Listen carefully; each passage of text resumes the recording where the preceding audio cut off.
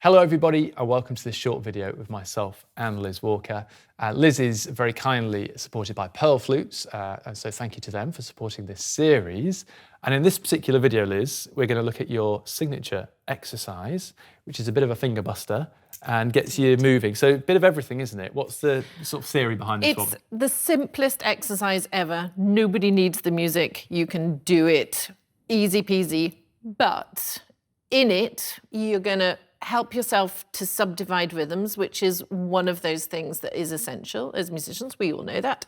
So the other thing it's going to do is it's going to cure all sorts of tensions in your finger by a repetition of just two notes. So it's a trill exercise. I was introduced to this at a young age because I played the recorder first before I played the flute. And it was an exercise I learnt on the recorder.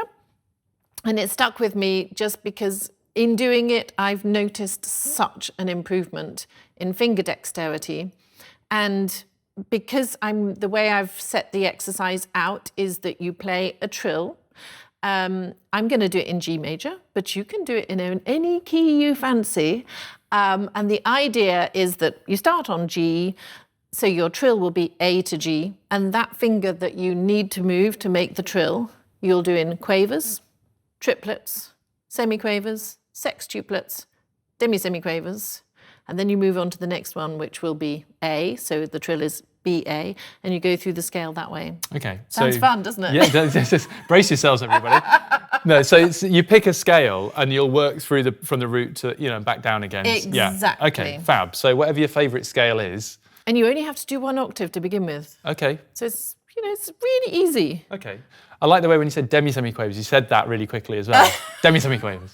You've got to get yourself in the right mood for it. Get yourself in the mood for demi-semiquavers. Demi-semiquavers. Okay, cool. So let's have a little example. And you use a metronome. I'm going to use a metronome. I've clicked it to crotchet 63, so it's a nice steady tempo because you're going to do demi-semiquavers in it. Yes, okay. So I'll set it off and wish me luck because I've just said it's really easy.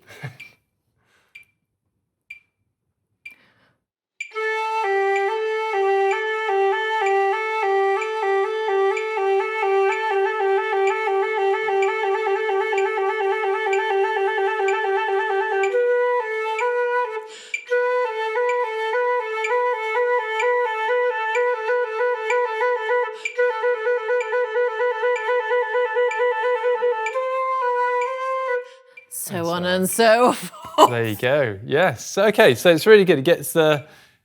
We'll stop that. It gets the fingers moving. It gets you blowing.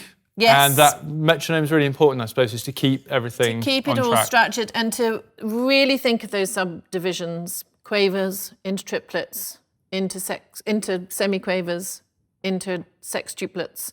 Just to feel those subdivisions, you need to do that all the time, obviously, in your music. So it just gets you really thinking ahead to be able to swap into the next subdivision. Keeping the tension out of the fingers as you go up the scale, particularly when you do them in the very top octave, and I would recommend that. Okay. So yes, I would imagine that maybe if it's going a bit fast, there could be a tension coming in from, oh my God, oh my God. Well, there so are always, is it danger of that getting too tight there? There are some finger combinations that are harder than others. The really impossible ones like D to C, we do have trill keys.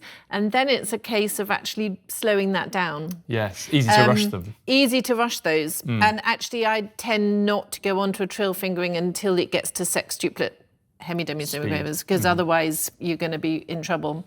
And you can develop that whole exercise by putting in a trill termination as well, which is when you do the... So you can end up doing a trill scale.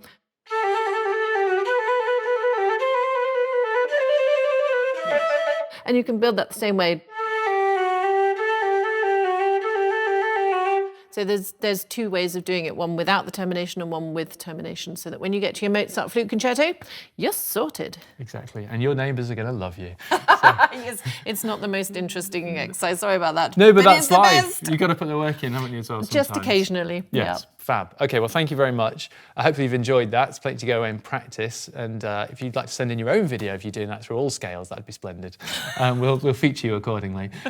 We've done a series of videos with Liz, so do go and check those out. But for now, that's it from us, and we shall speak to you very soon.